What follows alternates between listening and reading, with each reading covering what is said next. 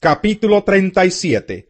Bezaleel hizo el arca de madera de acacia, de 1 metro con 10 centímetros de largo, por 70 centímetros de ancho y 70 centímetros de alto.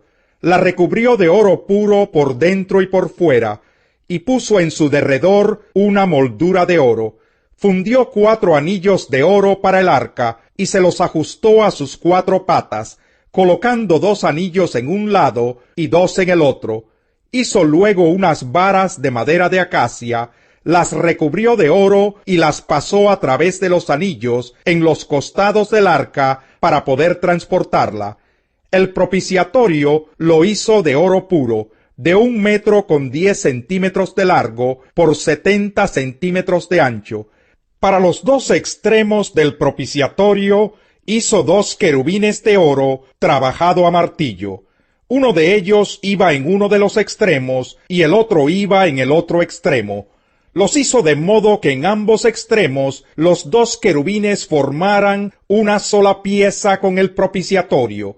Los querubines tenían las alas extendidas por encima del propiciatorio, y con ellas lo cubrían. Quedaban el uno frente al otro, mirando hacia el propiciatorio.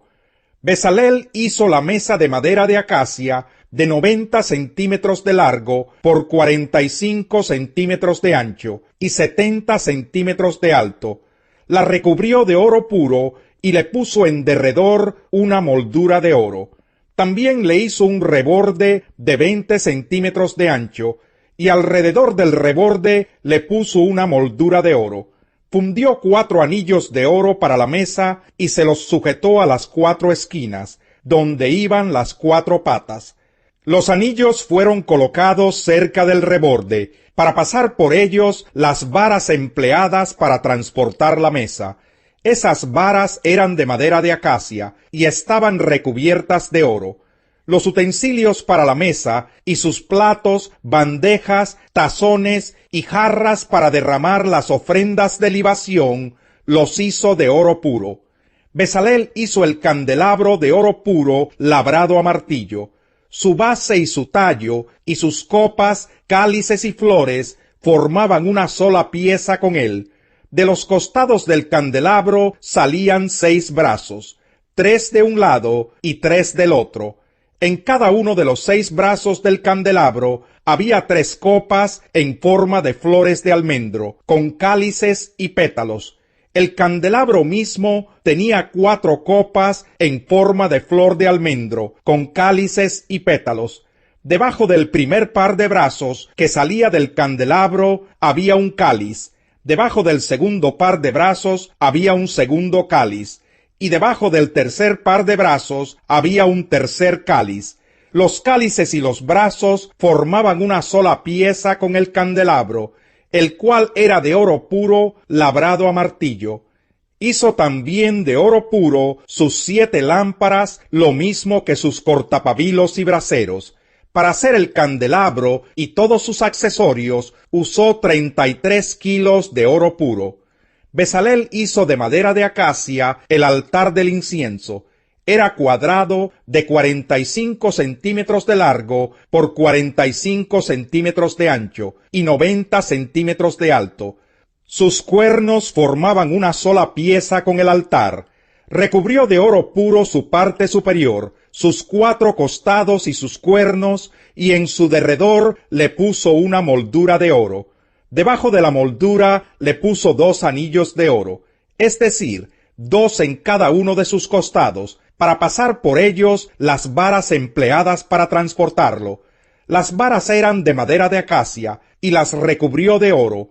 Bezaleel hizo también el aceite de la unción sagrada y el incienso puro y aromático, como lo hacen los fabricantes de perfumes.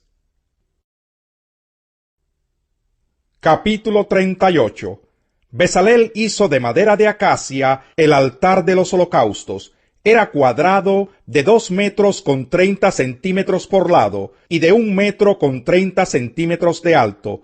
Puso un cuerno en cada una de sus 4 esquinas, los cuales formaban una sola pieza con el altar, y el altar lo recubrió de bronce.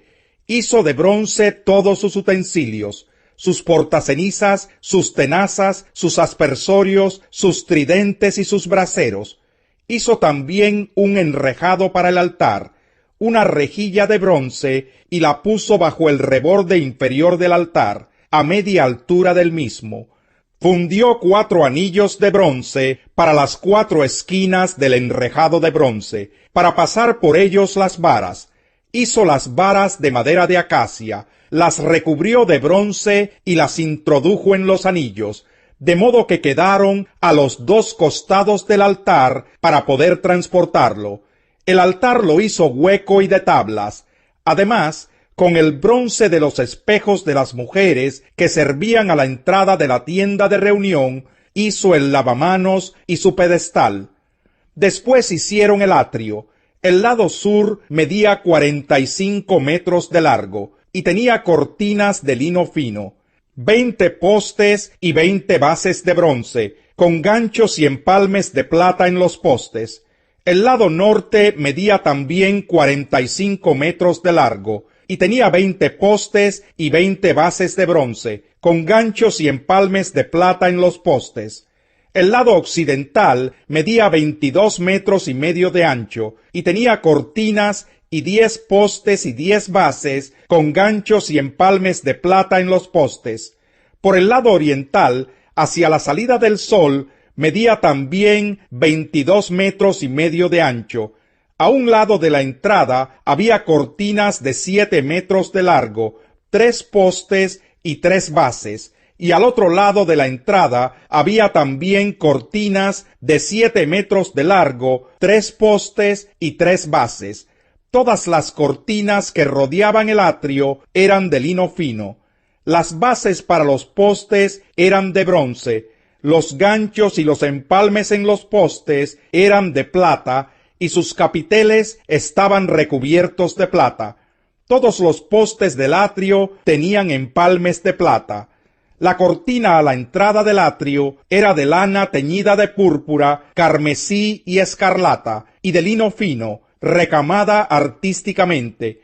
Medía 9 metros de largo por 2 metros con 30 centímetros de alto, como las cortinas del atrio, y tenía 4 postes y 4 varas de bronce. Sus ganchos y sus empalmes eran de plata, y sus capiteles estaban recubiertos de plata. Todas las estacas del toldo para el santuario y del atrio que lo rodeaba eran de bronce. Estas son las cantidades de los materiales usados para el santuario del pacto. Los levitas hicieron este registro por orden de Moisés y bajo la dirección de Itamar, hijo del sacerdote Aarón. Bezalel, hijo de Uri y nieto de Hur, de la tribu de Judá, hizo todo lo que el Señor le ordenó a Moisés.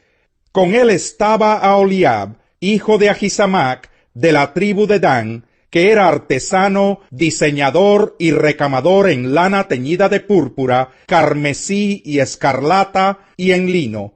El total del oro dado como ofrenda y empleado en toda la obra del santuario era de 1 tonelada, según la tasación oficial del santuario.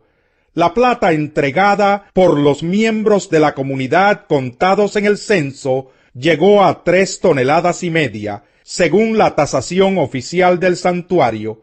Todos los mayores de 20 años de edad que fueron censados llegaron a un total de 603,550, y cada uno de ellos dio 6 gramos de plata, según la tasación oficial del santuario. 3,300 kilos de plata se emplearon en las 100 bases fundidas para el santuario y para la cortina, de modo que cada base pesaba 33 kilos. La plata restante se empleó en hacer los ganchos para los postes y recubrir los capiteles de los postes, y para hacer sus empalmes. El total del bronce dado como ofrenda fue de 2,340 kilos, y se empleó en las bases para la entrada de la tienda de reunión, en el altar de bronce con su enrejado de bronce y todos sus utensilios, en las bases para el atrio y la entrada al atrio, y en todas las estacas del toldo para el santuario y para el atrio que lo rodeaba.